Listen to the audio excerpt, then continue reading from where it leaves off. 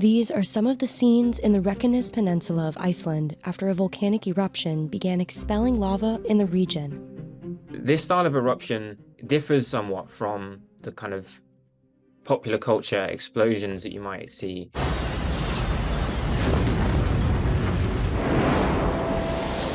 Here's why this eruption looks so different and what threats it poses. Iceland is home to more than 130 volcanoes across more than 30 volcanic systems. And right now, lava is erupting out of the Svartsengi volcanic system, located in the Reykjanes Peninsula of southwest Iceland. In a traditional volcano, the volcanic material funnels through a central vent, typically, like in those volcanoes that you ideate in Hollywood, where there is a mountain and a conical peak and the summit and everything like flows out of the summit, whether that's an ash plume that explodes explosively into the sky, or whether the lava comes up and out of the center and like leaks down the side of the mountain. Here, it's not like that.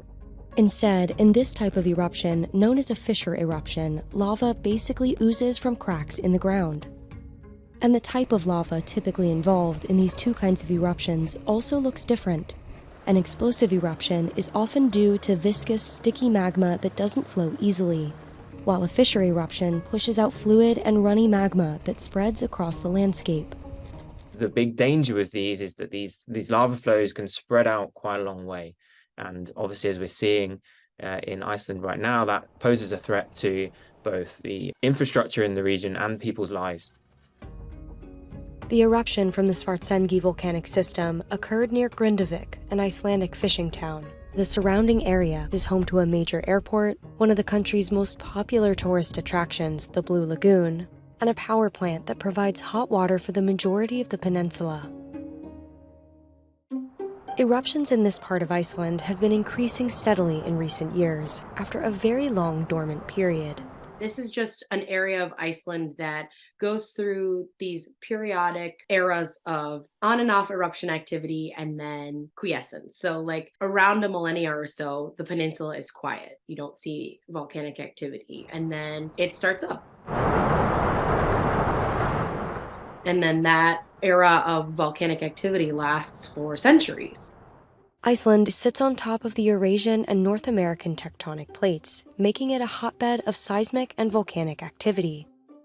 When the tectonic plates slip past one another, earthquakes occur, and as the plates spread apart, magma can leak up to the surface, generating volcanic eruptions. The focus of sort of monitoring efforts of volcanic systems is around trying to identify as early as possible any precursory signals that sort of come before the onset of an eruption. And in instances like what we're seeing in Iceland, these eruptions are typically heralded by these sort of really high levels of seismic activity to try and really tell us where there might be an eruption and sort of where ongoing intrusions are going.